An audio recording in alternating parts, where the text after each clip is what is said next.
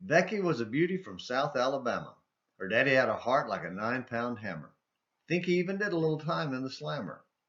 What was I thinking? I know what I was feeling, but what was I thinking? What was I thinking? The 2003 tongue-in-cheek song by Dierks Bentley tells the story of a young man running off with a beautiful young girl.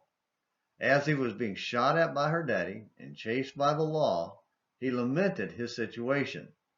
Looking at her, he knew what he was feeling, but wondered, what was I thinking?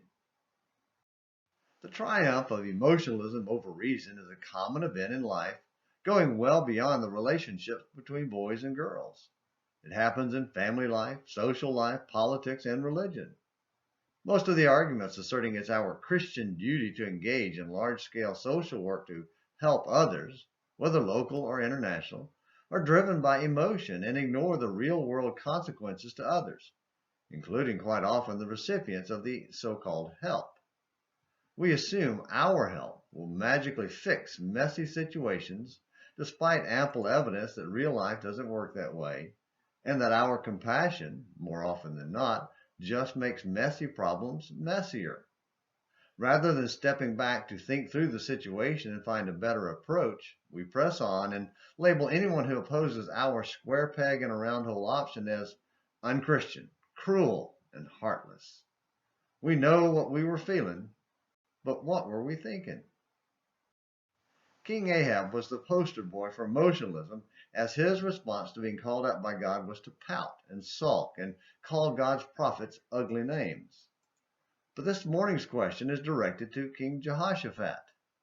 In the line of David, he came to the throne in Judah about the same time Ahab became king in Israel. Despite being described as a good king who followed David's example, 2 Chronicles 17, 3-4, he made a huge mistake that almost destroyed Judah. In a triumph of emotionalism over reason, he made an alliance with Ahab and sealed it by marrying his son to Ahab's daughter, 2 Chronicles 18, verse 1. What was he thinking? Did he really believe joining with pagans to stabilize and strengthen his godly efforts in Judah would work? Or did his emotional desire for stability overcome his reason? The same goes for us. Anytime we consider compromising with ungodly people in the pursuit of good deeds, we need to examine our motives. If we're honest, we will realize we're letting emotion triumph over reason.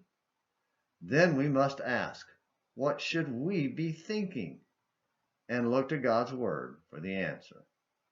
Thank you for watching Morning Minutes in the Bible on An American Missionary.